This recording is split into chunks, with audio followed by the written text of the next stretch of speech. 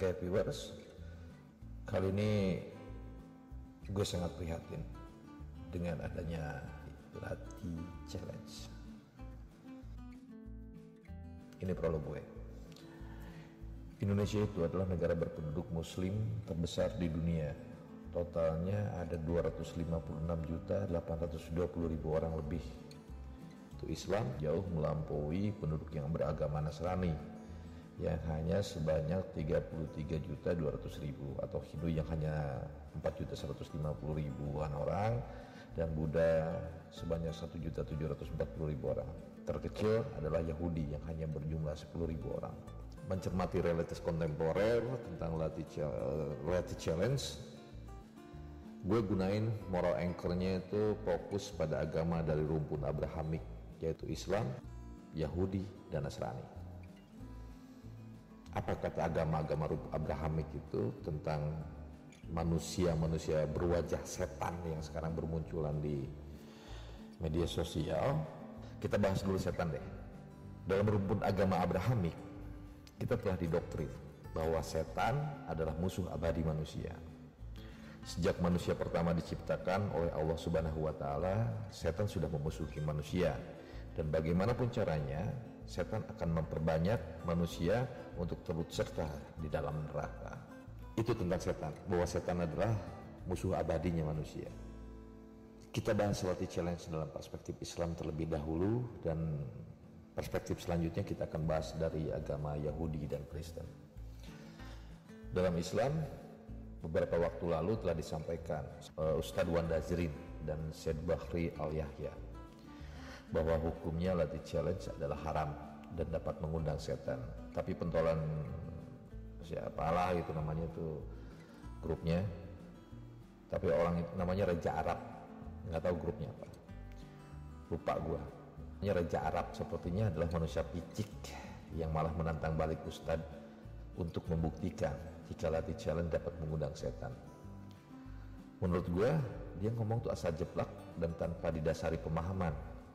Bahkan dia tidak paham ungkapan yang dia masukkan sendiri di dalam lagunya. Ada buah kuat tuh lagunya dikit tuh, ajining diri ananing latih, atau bila diterjemahkan, harga dirimu ada dalam lidahmu.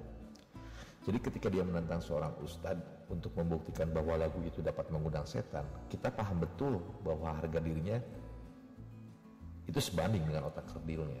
Hai Raja Arab, lu pikir ngundang setan itu kayak ngundang jelangkung? Ya ora toh cuk. Ngundang setan itu berarti ngundang kemusyrikan, ngundang dosa, ngundang maksiat, dan semua hal-hal yang menjauhkan manusia dari keimanan itu artinya akan mengundang setan. Kowe paham cuk? Paham ya? Karena representasi setan adalah representasi dosa, dan wajar seorang ustadz mengingatkan sesama muslim, karena menurut seorang ustadz kebenaran itu harus disampaikan walaupun cuma satu ayat. Dan satu ayat yang disampaikannya itu adalah surat An-Nisa ayat 119. Gua nggak usah baca dalam Arabnya karena malu lah, gua juga nggak begitu lancar. Langsung aja ke artinya.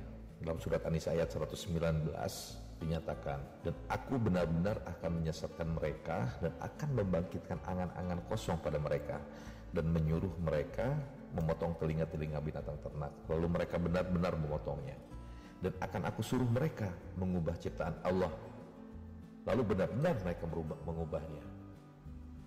Barang siapa yang menjadikan setan menjadi pelindung selain Allah, maka sesungguhnya ia menderita kerugian yang nyata. Oke, mungkin lu nggak paham dengan kalimat ini, tapi ada tafsirnya bung. Tafsir dari Al-Muyassar ayat 119. Kemudian Allah menyebutkan sumpah jadi setan, jadi yang dimaksud dan aku di sini adalah setan yang ngomong. Kemudian Allah menyebutkan sumpah jadi setan yang berkata, sungguh aku akan menyesatkan mereka dari jalan yang lurus, dan bisikan-bisikan dan godaan-godaan. Bisikan di sini bukan kemudian setan itu berbisik, bukan. Gue tahu otakku kerdil lah Raja Arab, jadi gue harus jelasin ini. Dan godaan-godaan bukan berarti kemudian setan kemudian muncul terus kemudian goda yo-yo gitu, enggak. Semua muncul dalam hati. Dan sungguh akan memanjangkan angan-angan mereka semampuku dengan berbagai kebatilan, seperti menapikan hari kebangkitan, merasa umur yang masih panjang, mendapatkan rahmat dan ampunan di dunia dan akhirat, dan lain sebagainya yang dapat menyebabkan seseorang menunda-nunda taubat. Dan aku akan memerintahkan mereka untuk memotong-motong dan melubangi telinga hewan ternak sebagai tanda bahwa hewan itu haram bagi diri mereka. Dan aku akan memerintahkan mereka, ini 11 ini, dan aku akan memerintahkan mereka agar merubah ciptaan Allah yang telah Dia ciptakan dengan hikmah yang sempurna, agar mereka mengubahnya dengan berbagai macam pengubahan yang menyelisihi fitrah.